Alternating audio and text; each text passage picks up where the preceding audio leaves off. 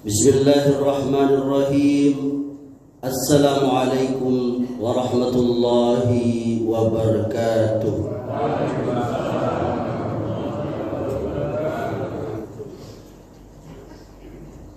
Alhamdulillah bini'matil iman wal islam was sunnah ala fahmi salaful ummah.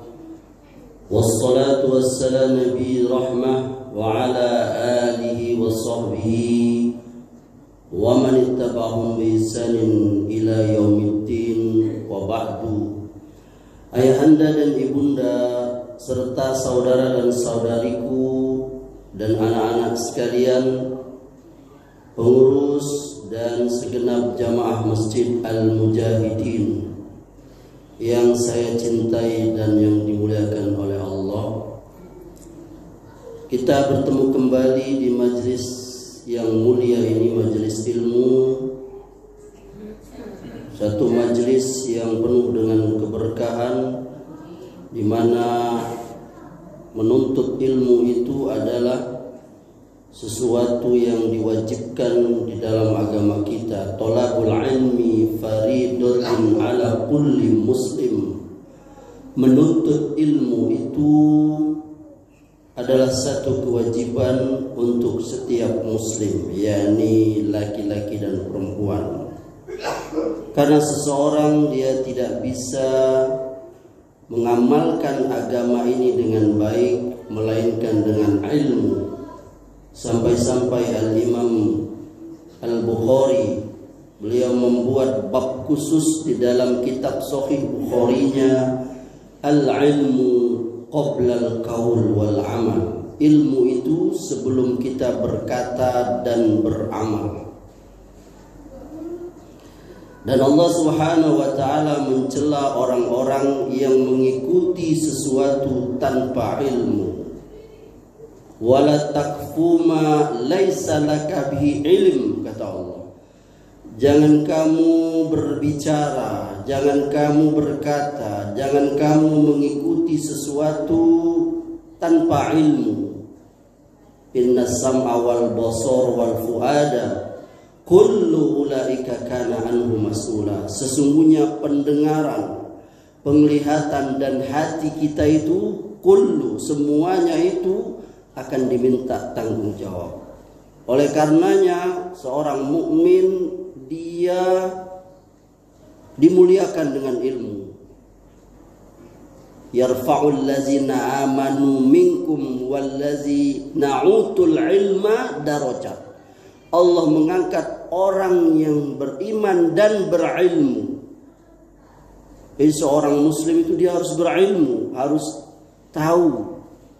Kalau bicara agama, minimal pokok-pokok agama itu dia tahu.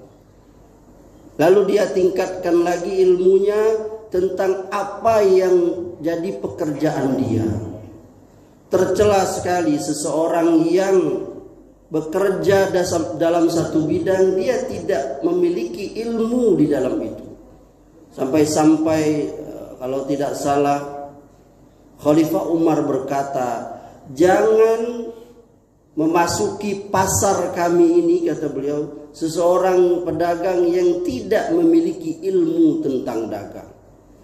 Berapa banyak kekacauan yang terjadi disebabkan orang-orang yang berbicara dia tidak memiliki ilmu itu. Oleh karenanya penting sekali di dalam hal ini menuntut ilmu itu. Maka masail, yakni masalah yang akan saya sampaikan pada kesempatan ini, atau tema atau judul kali ini, yakni saya akan menyampaikan berkaitan dengan ar-ru'ya. Ar-ru'ya. Apa itu ar-ru'ya? Mimpi. Ibunda pernah bermimpi? Pernah? Mimpi apa ibunda? Pernah mimpi jadi orang kaya? Dikejar mimpi, dikejar debt kolektor Ustaz. Ayahanda pernah mimpi ayahanda? Kini lagi mimpi dah? Coba saya tengok satu-satu, lagi mimpi dah? Soalnya lagi pengajian kau nyender tuh enak tuh. Mimpi ikut pengajian. Rupanya memang benar-benar lagi ikut pengajian, cuma tertidur, ya kan? Jadi ayahanda ibunda yang dimuliakan oleh Allah, seorang manusia itu dia hampir-hampir tidak pernah lepas dari yang namanya mimpi. Karena memang kita butuh tidur. Karena mimpi itu terjadi di dalam tidur, saat kita tidur. Manusia itu butuh tidur.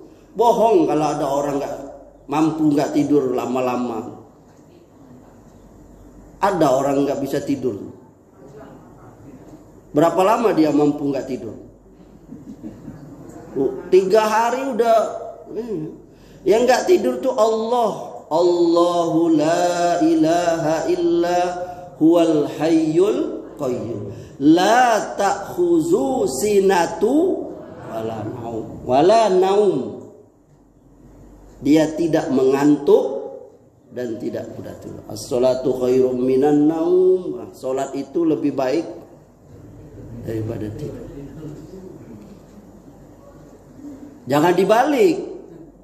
Tidur itu lebih baik dari salat. Jangan. Nah itu. Jadi hampir semua kita ini nggak lepas dari mimpi. Saya pun ada mimpi. Pernah mimpi juga. Mimpi lagi tidur pernah. Mimpi dalam keadaan nyata. Sekarang ini saya juga mimpi nih. Nih sekarang ini ada mimpi saya, yakni ada keinginan ada air minum di sini. Ya? Ada. Karena sholat tadi agak tersendat itu. Jadi karena pentingnya ini ibunda, maka Islam pun ada membahas itu. Bahkan Allah Subhanahu wa taala, Rabb pencipta kita itu, ibunda, nanti ibunda periksa di dalam Al-Quran itu ada mewahyukan kepada Nabi SAW ayat-ayat yang berkenaan dengan mimpi. Betul ayahanda?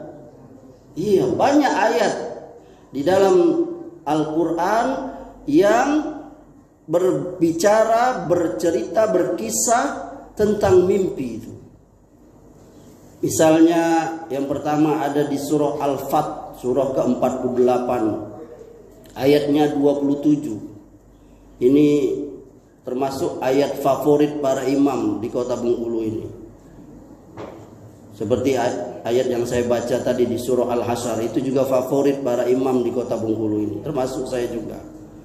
Di surah Al-Fat itu Allah katakan laqad sadaqallahu rasulahur ru'ya bil haq. Nah, itu ada kata ru'ya bil haq. Mimpi yang benar. Ya, di ayat ini iya, berarti ada mimpi yang tidak benar, Ustaz. Ada. Nanti kita bahas ya. Di ayat ini Rasulullah SAW, firman Allah ini mengatakan bahwa Rasulullah SAW itu mimpi ayahanda. Apa beliau mimpi? Yakni beliau bermimpi, beliau SAW dan para sahabatnya radhiyallahu anhum akan memasuki kota Mekah, yakni Masjidil Haram. Saat itu kan beliau hijrah ke Madinah. Lalu beliau mulai berdakwah. Terjadi peperangan termasuk dengan orang kafir Quraisy. Perang Badar, perang Uhud, ya kan? Lalu Allah mengabarkan dalam mimpi, melalui mimpi beliau akan masuk ke kota Mekah, ke Masjidil Haram. Maka mimpi Nabi itu terjadi memang. Walaupun terjadinya di tahun yang akan datang. Dan Nabi menceritakan kepada sahabat, kita akan memasuki Masjidil Haram, kita akan masuk kota Mekah. Oleh karenanya para sahabat, ketika terjadi perjanjian Hudaybiyah, saat Nabi SAW berkata, yakni memenuhi keinginan orang kafir Quraisy, yakni tidak boleh masuk ke kota Mekah, yakni masing-masing mengembalikan tawanannya. Maka Rasulullah mengiyakan. Lalu sahabat, katakanlah mereka tidak setuju, diwakili oleh Umar. Kenapa ya Rasulullah? Kau telah berjanji kita akan masuk ke kota Mekah. Kata Nabi, apakah aku berjanjinya tahun ini? Kan aku semua berjanji mengatakan kita akan memasuki kota Mekah. Aku tidak berkata tahun ini. Nah, makanya terjadinya tahun depannya. Dan itu hikmahnya besar sekali. Yakni terjadinya diskusi yang panjang antara orang-orang Muslim dengan keluarganya, dengan sahabatnya yang masih kafir itu. Diskusi, berdebat. Kenapa kamu lihat selama ini kita dalam keadaan syirik, menyembah Tuhan-Tuhan berhala yang kita buat dengan tangan-tangan kita. Akhirnya berbondong-bondong orang masuk Islam.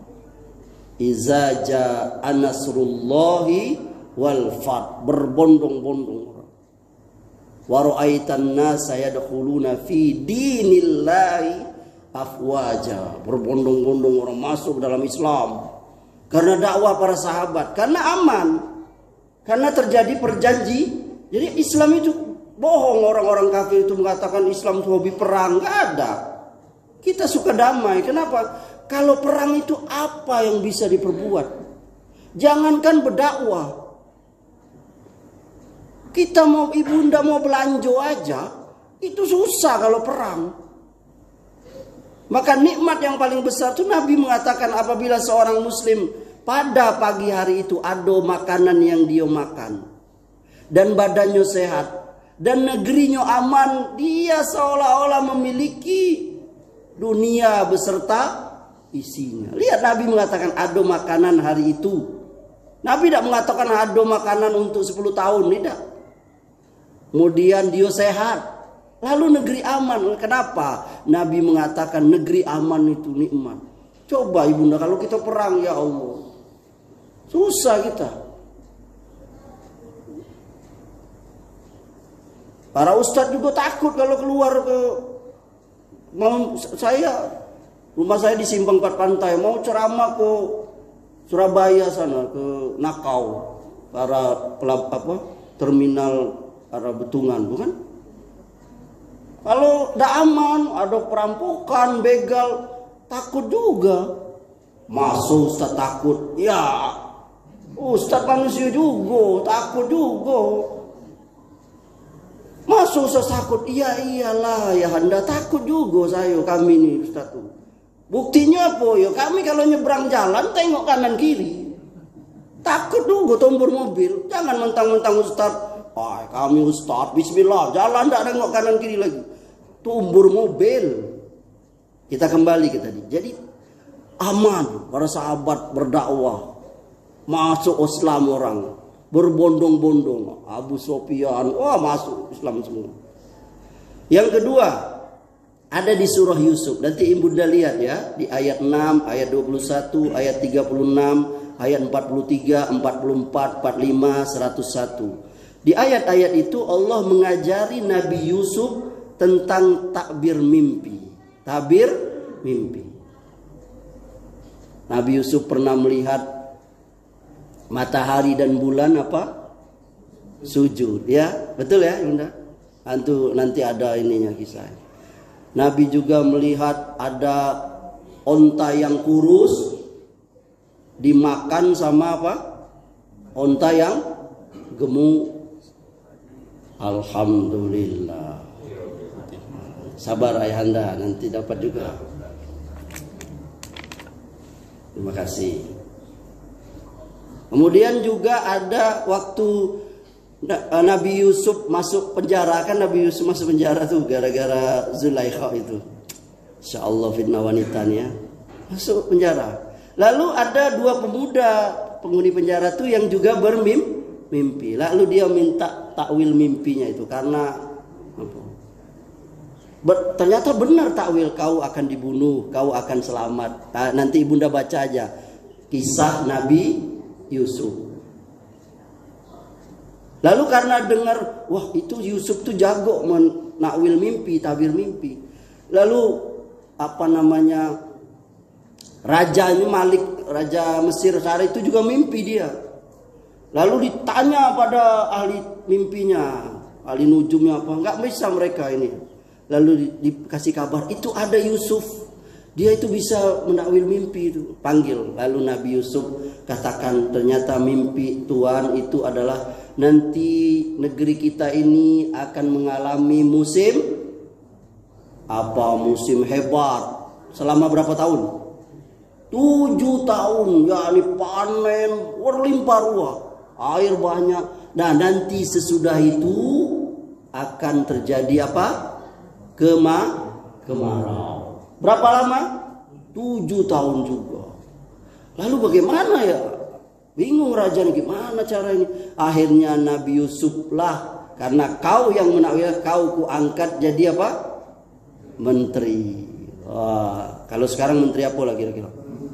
Hah? Menteri Pertanian? Atau menteri apa kau? Menko Polkam. Menko Ekwin. Ah, dia yang new. Nih, bikin lumbung-lumbung gandum, bikin lumbung-lumbung padi, kita simpan, jangan bikin taburkan kapur barus. Sudah ada kapur barus dulu. Pokoknya itulah supaya jangan masuk apa? Tikus. Pokoknya dibikinlah, dan berhasillah Nabi Yusuf melewati masa itu sampai beliau diangkat, sampai keluarganya datang setelah beliau dibuang oleh dulur-dulurnya sendiri masuk sumur. Nah, itu semua mimpi. Ya, jadi Al-Quran itu menceritakan mimpi. Bahkan yang terhebat yang ketiga di surah As-Saffat ayat 102 dan 105 itu, yakni mimpi yang jadi syariat kita sekarang ini. Yakni mimpinya Nabi Ibrahim menyembelih siapa? Ismail. Nah, itu jadi syariat kita, yakni syariat kurban. Nah, itu semuanya mimpi. Oleh karenanya mimpi ini adalah sesuatu yang ada di dalam syariat kita dan diatur, ada adab-adabnya itu. Sebelum kita memasuki bagaimana adab-adab mimpi itu, kita kembali ke studio 1 RCTI dulu.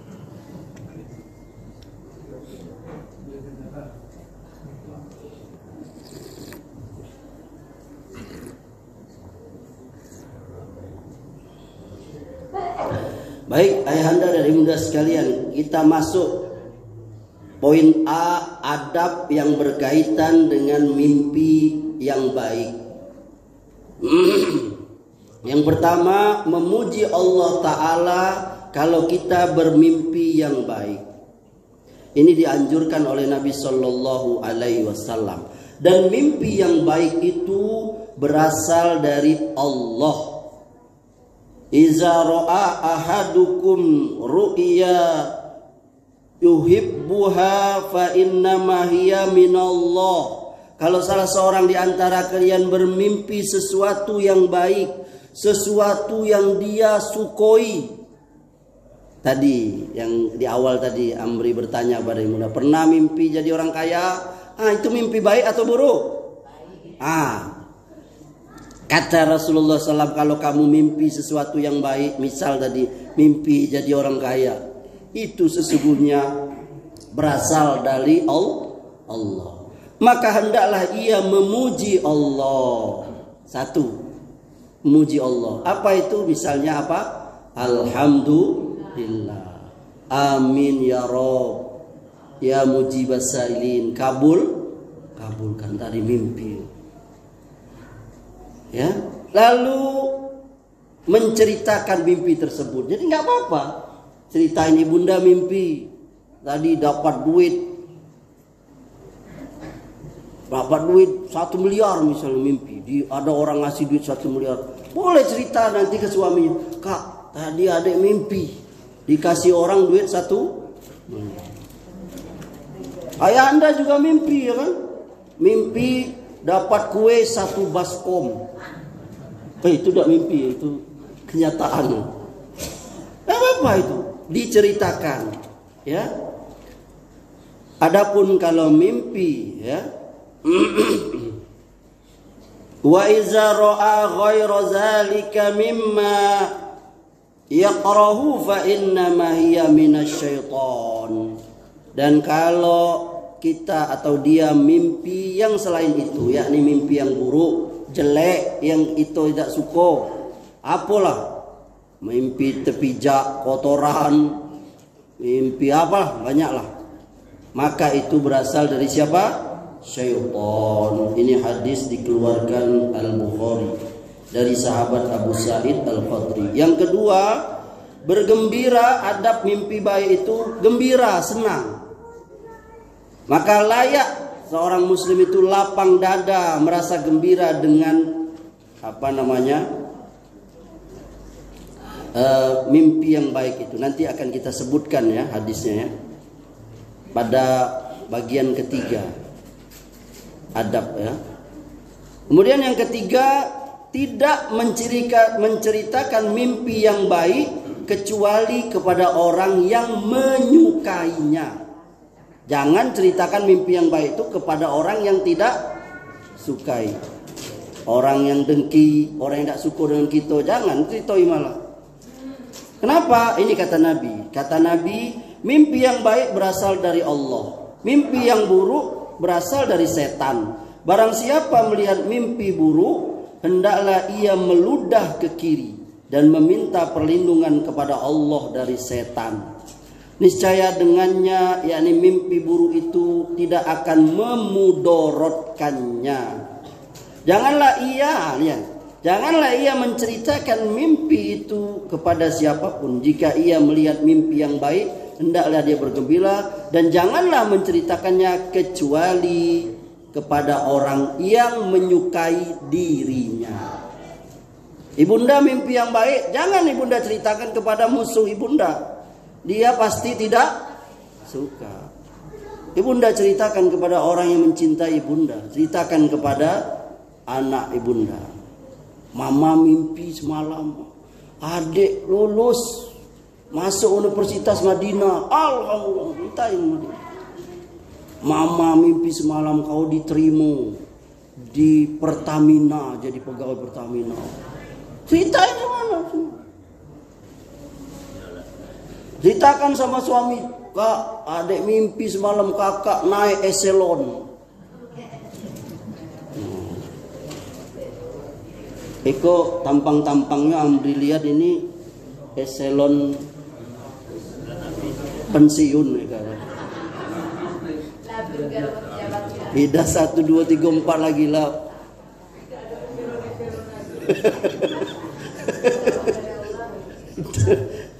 Tidak lagi eselon kece ibunda. Nah itu mimpi kita ceritakan ya.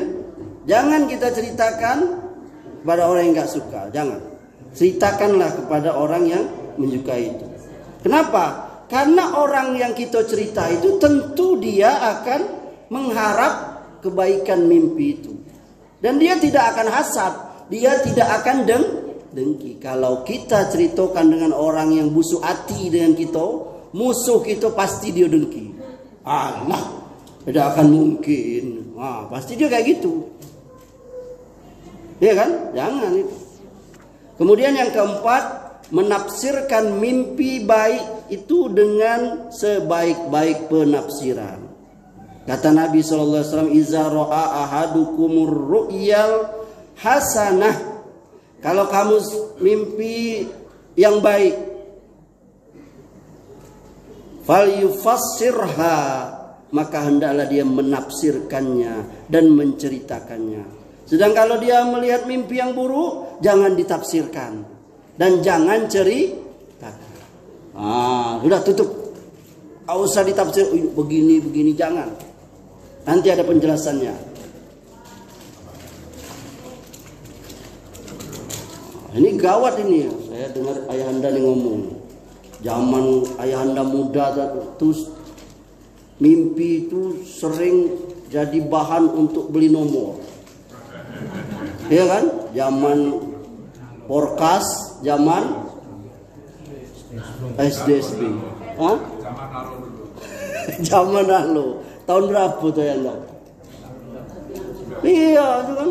Wah, cepet nih itu. Aku mimpi naik mobil gubernur. Wah, itu 01 itu. BD1 kan. beli. Ya Allah, la haula wala quwwata. Sampai ada itu kan apa? Buku mimpi itu kan? Tawil mimpi itu kan, kalau mimpi babi nomor iko la ilaha illallah. Itu gak benar, nanti ada pembahasannya itu ya. Amri masih tahun 70-an, tahun 80-an itu saya masih anak-anak. Ayah handalnya tahu. Tapi saya juga inilah, sampai dulu banyak juga ulama yang nggak setuju dengan apa pemerintah saat itu kan, yang mengadakan SB. Nah, itu benar, itu bagus sekali ayah anda mengingatkan. Jadi mimpi saat itu jadi wah, malah orang ditanya kau mimpi dah. Dan lebih gilonya lagi kalau ada orang kecelakaan mobil, bukannya tolong yang kecelakaan itu, tapi nanya dulu apa nomor platnya apa. La ilaha illallah. Sampai ada orang ditutupnya pakai kain plat apa itu. Jadi orang tambah penasaran kan. Berapa ada kecelakaan itu? Berapa nomor? La ilaha illallah. Itu sudah memang benar kata Allah itu. Innamal khamru wal maisiru wal azlamu rijsun min amali syaitan. Sesungguhnya minuman keras, berjudi, mengundi nasib, menyembah berhala itu najis, perbuatan setan. Lihat tadi itu ya. Kemudian yang B, adab yang berkaitan dengan mimpi buruk. Yang pertama, meludah ke kiri 3 kali. Tadi sudah kita baca hadisnya ya. Jadi kalau kita mimpi buruk, meludah 3 kali, kalau mengusir setan, karena mimpi itu dari setan. Tapi lihat meludahnya macam mana Ustaz? Meludahnya tipis. Dan tengok dulu sebelah kita siapa. Kelak bini kita lagi nganggo, kaca anda. Ngapa kau ludah kamu? Kamu mimpi buruk aja itu. Tipis. Bukan bukan. Lalu nih tipis saja 3 kali. Itu sunnah dari Nabi Shallallahu Alaihi Wasallam. Tadi sudah kita baca hadisnya. Meludah ke kiri berapa kali? 3 kali. Ibunda ingat tuh, kalau ibunda mimpi yang buruk, apa aja lah. Pokoknya yang buruk lah, yang jelek. Nah, meludah ibunda ke kiri, tipis. Nah gitu. Jangan keluar sampai apa? Nah itulah.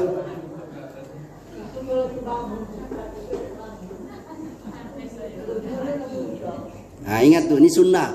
Ustadz, kalau saya lakukan tuh dapat pahala. Dapat pahala. Karena Nabi yang menyuruh. Setiap yang disuruh Nabi dari adab-adab itu, kalau kita lakukan dapat pahala. Ayahanda minum tangan kanan. Itu kalau niatnya ngikut Nabi, dapat pahala. Ayahanda minum bismillah 3 kali. Bismillah.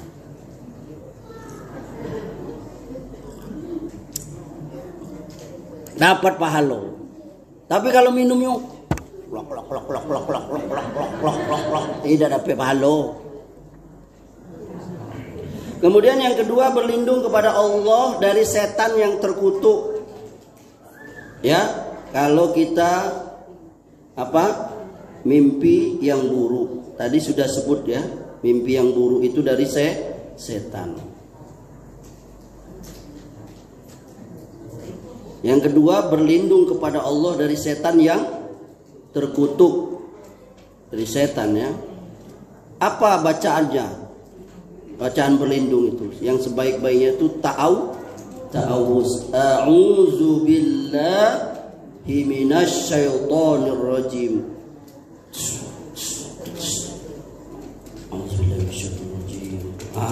Aku berlindung kepada Allah dari godaan syaitan yang terkutuk. Nanti ada di bab akhir ya.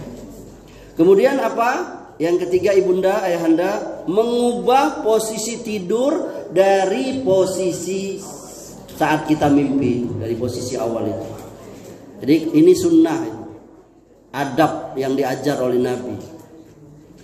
Nanti di poin yang ke selanjutnya lebih jelas lagi ya.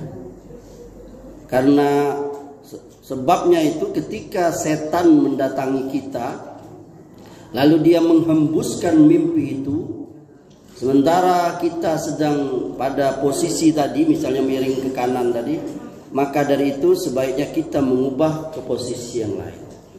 Ya, mudah-mudahan dengan mengikuti sunnah Nabi tadi itu dapat mengusir setan. Karena orang yang paling kuat sekalipun, siapa saja, dia saat terlemahnya ketika dia tidur. Orang mau kuat, siapalah sebutlah. Kalau dia lagi tidur itu dia lemah. Makanya banyak musuh itu yang menyerang ketika musuhnya sedang tidur. Nah, itu selemah-lemah manusia. Ya, jadi apa tadi? Kemudian meludah 3 kali ke kiri, ta'awuz, merubah posisi. Yang keempat, memohon kepada Allah kebaikan mimpi yang buruk dan berlindung kepada Allah dari keburukannya. Kadang-kadang mimpi itu secara lahiriahnya memang buruk. Perhatikan ibunda. Kadang-kadang mimpi itu secara lahirnya mimpi itu buruk, tapi pada hakikatnya baik. Ya. Apabila kata Nabi, salah seorang dari kalian melihat mimpi yang tidak dia sukai, hendaknya dia mengubah posisi tidurnya, meludah ke kiri 3 kali, lalu memohon kebaikan Allah, kebaikan mimpi itu, dan berlindung kepada Allah dari keburukannya. Itu. Kemudian yang kelima, sunnahnya boleh kita bangun dan kita mengerjakan sholat 2 rakaat. Jadi kalau kita ibunda mimpi, dalam mimpi itu buruk mimpi itu, maka kita bangun sunnahnya, lalu sholat 2 rakaat, yakni untuk mengusir syaitan dan memohon kepada Allah penjagaan. Ini diperintahkan Nabi. Ini hadisnya, ini saya bacakan ya. Ar-ru'ya salasatun. Mimpi itu ada 3 macam. Mimpi baik merupakan kabar gembira dari Allah. Mimpi sedih berasal dari setan. Dan mimpi biasa yang dialami seseorang. Kalau salah seseorang dari kamu melihat mimpi yang tidak disukainya, hendaklah ia bangun. Fa iza ra'a ahadukum ma yakrahu falyakum yusalli. Ya, wala yuhaddis bihan nas. Hendaklah ia bangun dan kerjakan salat, dan jangan dia ceritakan mimpi buruknya itu kepada orang lain. Ini hadis dikeluarkan Muslim dari Abu Hurairah. Jadi ini mimpi itu di sini ada 3. Mimpi dari Allah, mimpi yang segala mimpi yang baik. Apa cirinya? Kita suka mimpi itu. Tadi Amri kasih contoh ibunda, apa saja pokoknya yang baik-baiklah dari Allah. Segala mimpi yang buruk itu dari setan. Nah, yang ketiga ada mimpi biasa. Mimpi biasa itu apa Ustaz? Mungkin ngigau lah, hobi main bola futsal ayah anda, mimpi main futsal ditendang bini. Mimpi itu karena mimpi kegiatannya sehari-hari. Nah, itu akibat mimpinya itu terjadi karena apa yang dia lakukan hari itu. Tadi Amri bilang tadi, karena dia mimpi main futsal, jadi dia mimpi mau terbawa ke mimpi main futsal, tertendang kaki bini. Yang keenam, jangan nafsirkan mimpi buruk. Jangan. Nabi melarang menafsirkan mimpi buruk. Tadi sudah dijelaskan tadi ya. Adab yang keempat tadi dari mimpi yang baik. Tadi sudah Amri baca ya. Tapi sangat disayangkan ya, banyak di antara manusia yang terus-menerus menafsirkan mimpi yang buruk, dan dia percaya, dan dia berusaha mencari tahu, dan dia tidak mau meralatnya. Kadang-kadang ya, mereka berikan mimpi itu kepada penafsir yang buruk, akibatnya jadi buruk nian. Maka tidak layak seorang muslim menyelisihi Nabi SAW. Jadi kalau mimpi buruk nggak usah ibunda, nanti begini, stres nanti malah, ya kan? Nggak usah hilangkan, udah berlindung dari Allah, berlindung kepada Allah, nggak usah dicerita kepada Allah. Mimpi anaknya putus kakinya, nggak usah, udah. Tadi sudah bilang, ngeludah, ta'awuz, berbalik posisi, bangun sholat, dan jangan ceritakan, dan berlindung kepada Allah, dan memberi kebaikan, ya kan? Kalaupun mau ditafsirkan, tafsirkan yang baik. Ya, mimpi kaki putus tadi itu, mudah-mudahan anak saya jadi dokter amputasi. Jadi di takwilnya tuh, mimpinya tuh jadi mimpi yang baik. Nanti ada tuh bahasannya. Nabi melarang Aisyah memberi penafsiran mimpi yang buruk itu. Yang ketujuh, jangan menceritakan mimpi buruk kepada seseorang.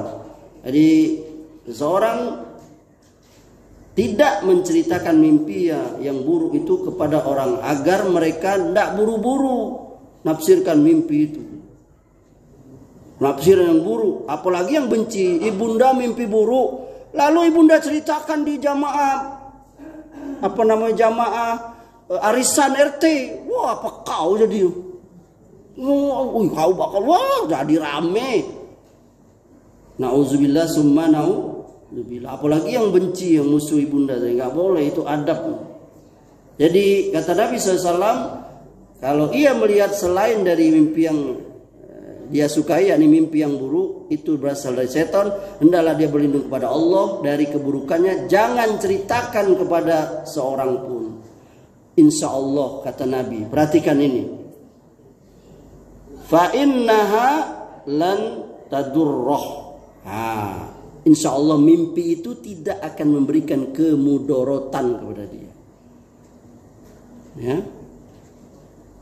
Saya ulang lagi, barang siapa mimpi yang tidak dia sukai, hendaklah meludah ke kiri 3 kali, berlindung kepada Allah dari setan. Niscaya mimpi itu tidak akan memberikan mudorot, keburukan pada dia. Jangan, syaratnya apa? Jangan ceritakan kepada seorang pun. Jangan. Amri ulangi bunda, kalau mimpi buruk jangan ceritain sama satu orang pun, jangan. Tutup, staples tuh. Karena ibunda cerita dengan satu orang, maka itu membuka pintu tersebar kepada 1000 orang. Ya. Nah, jadi ini banyak sekali nih hadis-hadis yang menceritakan larangan menggambarkan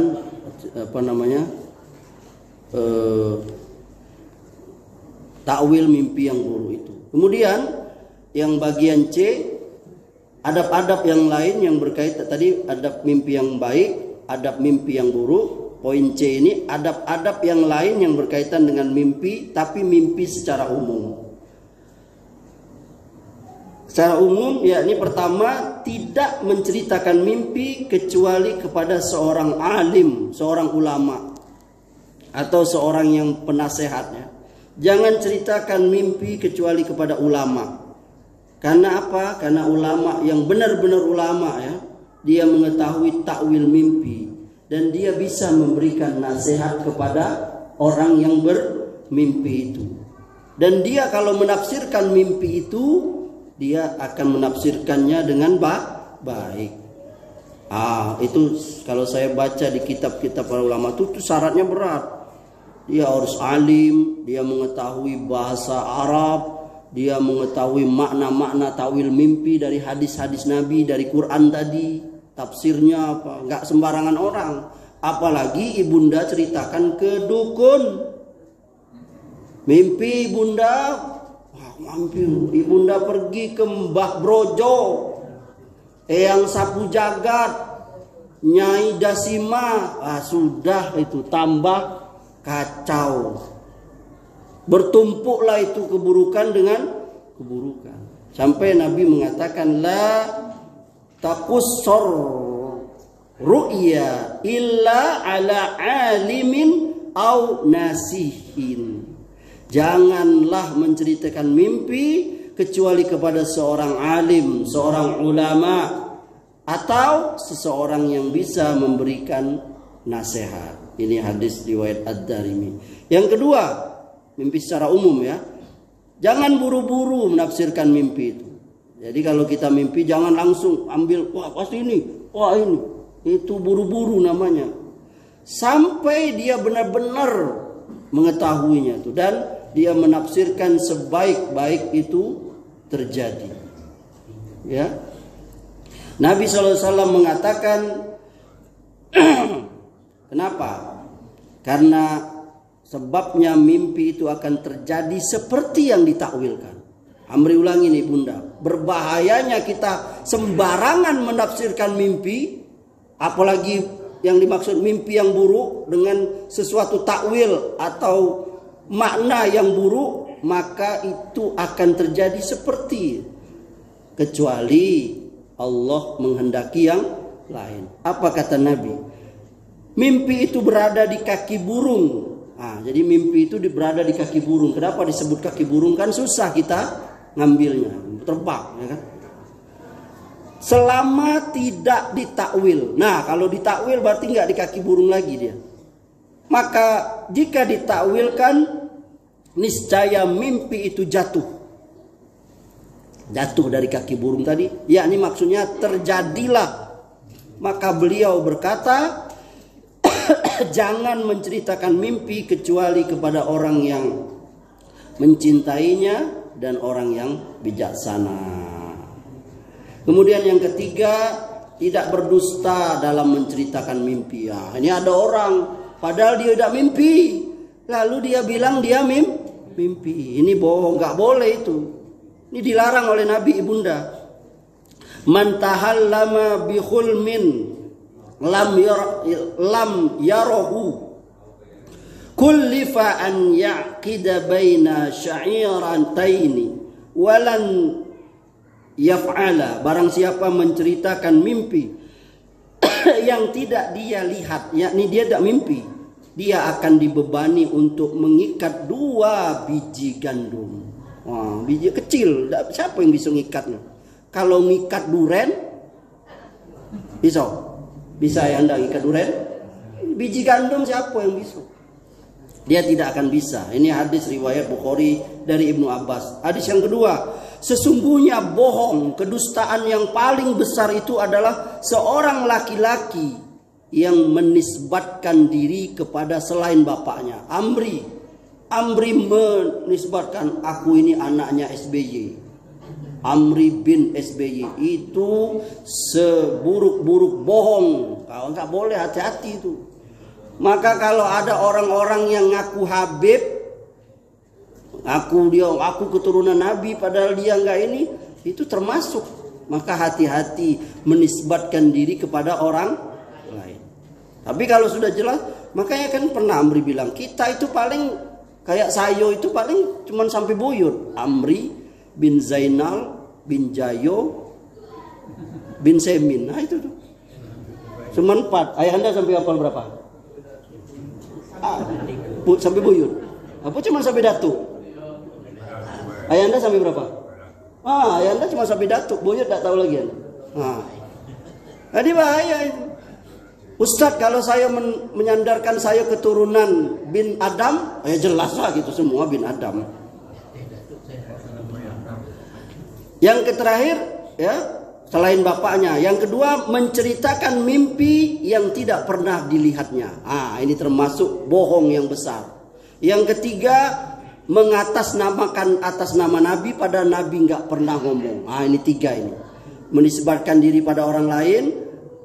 Mimpi, menceritakan mimpi yang pernah dia mimpi, mengatakan Nabi pernah berkata pada Nabi tidak berkata. Kemudian yang selanjutnya, jangan seorang hamba mengabarkan kepada orang lain permainan setan dalam dirinya. Itu nggak boleh. Yang kelima, barang siapa bermimpi melihat Nabi Sallallahu Alaihi Wasallam, maka dia pasti melihat. Jadi kalau ayahanda pernah mimpi berjumpa dengan Nabi, maka itu berarti ayahanda betul-betul kemudian temu dengan Nabi. Apa dalilnya ini?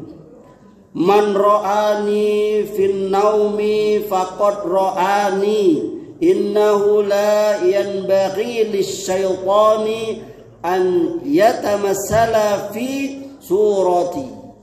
Barang siapa melihatku, kata Nabi, di dalam mimpi, maka sungguh ia telah melihatku. Sesungguhnya setan tidak mampu menyerupai bentukku. Ini hadis riwayat Muslim dari Jabir. Itu ayahanda ya. Jadi kalau mimpi ketemu Rasulullah, itu benar-benar. Kalau ketemu mimpi selain Rasulullah, boleh jadi itu setan. Mimpi ayahanda ketemu Soekarno pakai tongkat, baju putih, itu setan. Tapi kalau Rasulullah, tapi ayahanda harus tahu dulu ciri-ciri Rasulullah itu. Ambo mimpi Ustaz ketemu Rasulullah. Ketemu Rasulullah malam tadi. Macam mana cirinya Pak? Kulitnya hitam, berkumis. Tidak, itu bukan Rasulullah.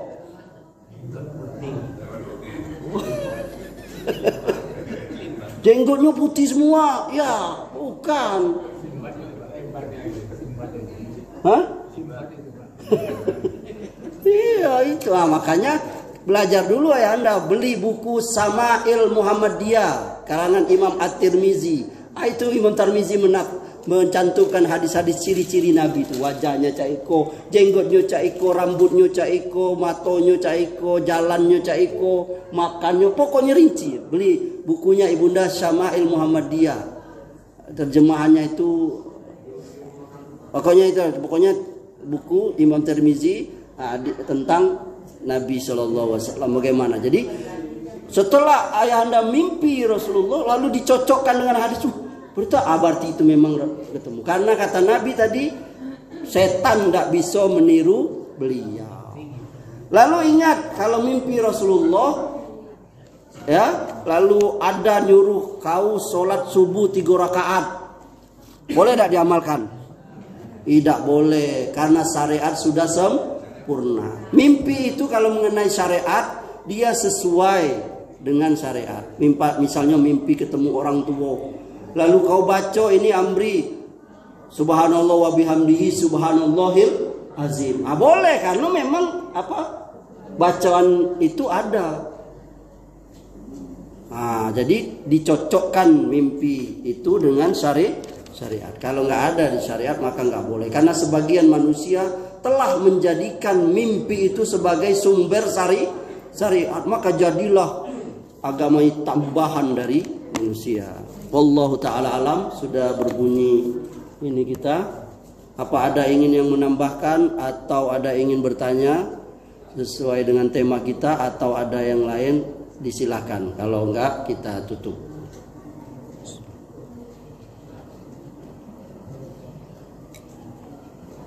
Karena tidak ada, saya pikir ini cukup. Semoga tema kita pada kesempatan pagi ini bermanfaat, dan ibunda dan ayahanda sekalian, saudara-saudariku, dapat mengamalkan dalam kehidupan sehari-hari dalam bab atau poin tentang mimpi ini. Semoga Allah Subhanahu wa taala selalu memberikan kepada kita mimpi yang baik, dan Allah mengabulkannya, dan Allah lindungkan kita dari semua mimpi yang buruk, dan Allah jauhkan kita. Amin ya rabbal alamin. Subhanakallahumma wa bihamdika asyhadu an la ilaha illa anta astaghfiruka wa atubu ilaik. Wabillahi taufiq wal hidayah. Wassalamu alaikum warahmatullahi wabarakatuh.